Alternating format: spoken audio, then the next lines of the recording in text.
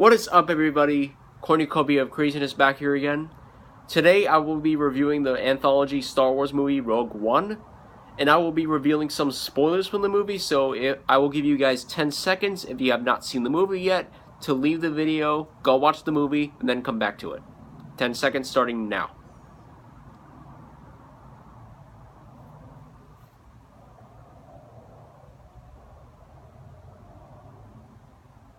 Okay, so Rogue One, first of all, I'll give my thoughts on Rogue One and how it powers up to Force Awakens.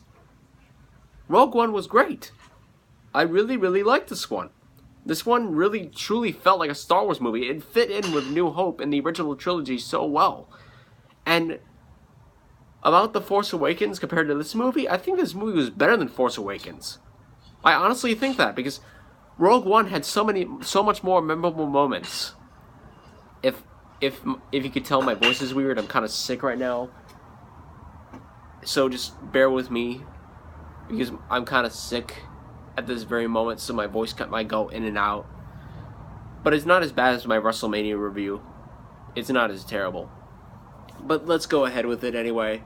Rogue One was definitely better than Force Awakens because Rogue One had so much more memorable moments, especially at the end. The ending is the best part of Rogue One. If I were to go to the theater and watch the movie again, I would do so just for the ending, because the ending is fantastic. It brings the movie to a fitting conclusion, and it sets up A New Hope perfectly. If you were to watch this movie and then New Hope, there would be no questions needed to be asked. It would make so much sense.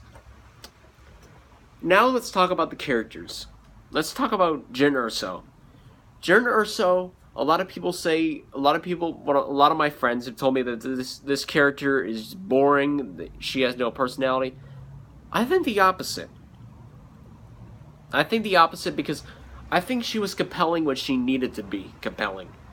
I think that even though she doesn't have much of a personality of her own, the story gives her a reason to be, like, emotional for her, because she is a major part of the story. Her father was the one who put the flaw in the Death Star so Luke Skywalker could blow it up in New Hope, and I thought that was pretty cool.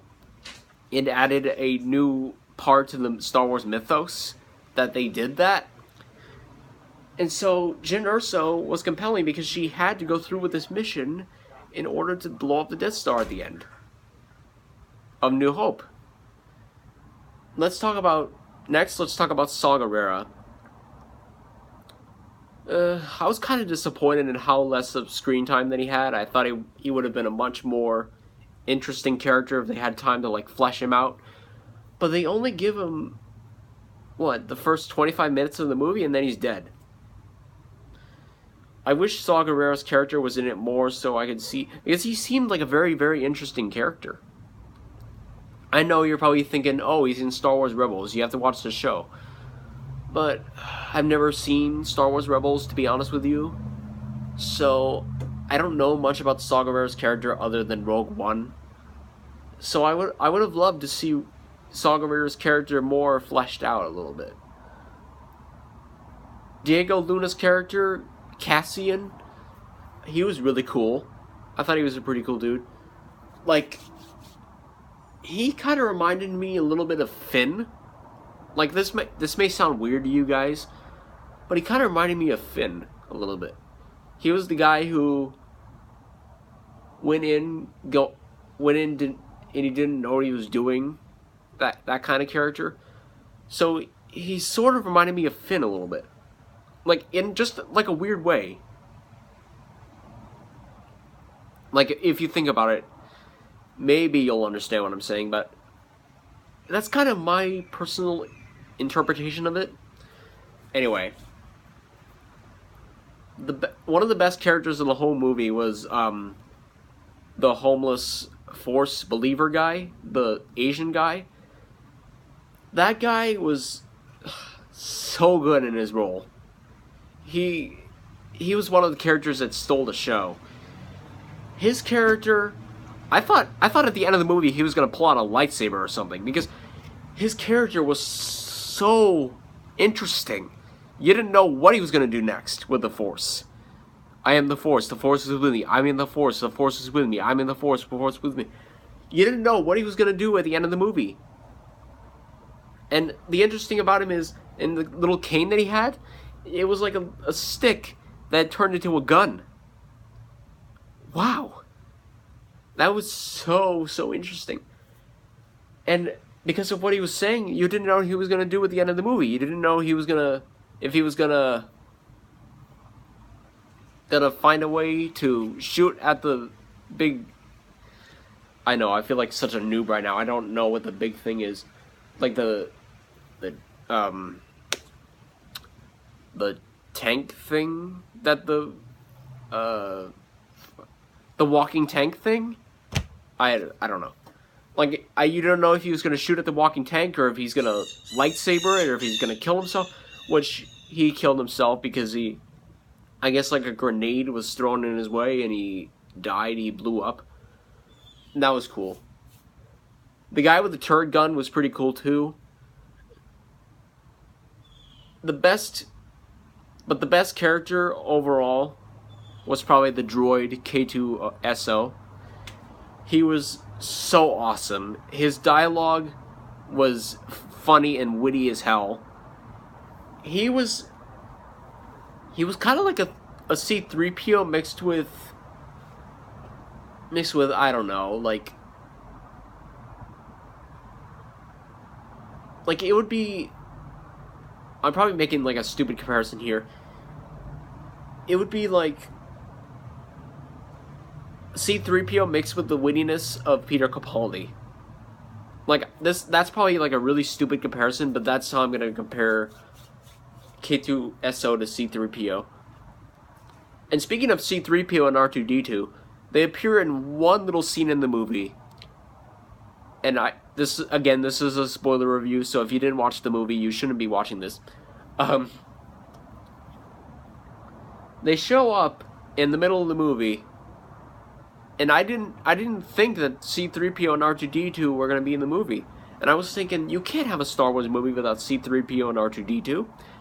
And then they show up, and I'm like, oh, there they are. But the ending... Oh wait, let's talk about how they used the CGI for Tarkin. The Tarkin CGI was pretty noticeable at the beginning, but then as the movie went on, it got better. And the addition of Tarkin it made the movie so good, it made the movie so connected to New Hope, because it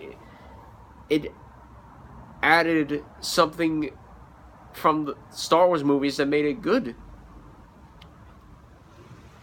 And, oh my god, Vader. Let's talk about Vader first of all. Vader was...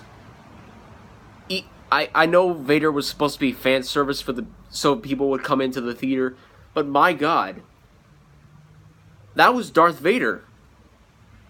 That was Darth Vader.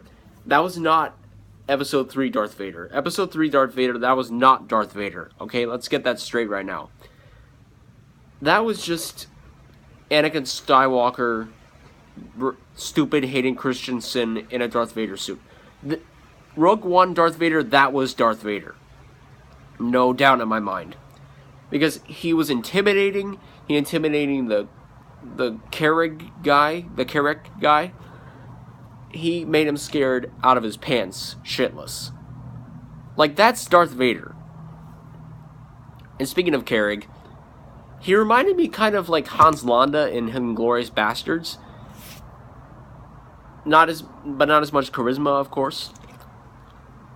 He was obviously kind of like the Nazi soldier character, and he played it so well. He reminded me of Hans Landa. Let's just say that. And let's talk about the ending of the movie that I loved so much, and it made it for me.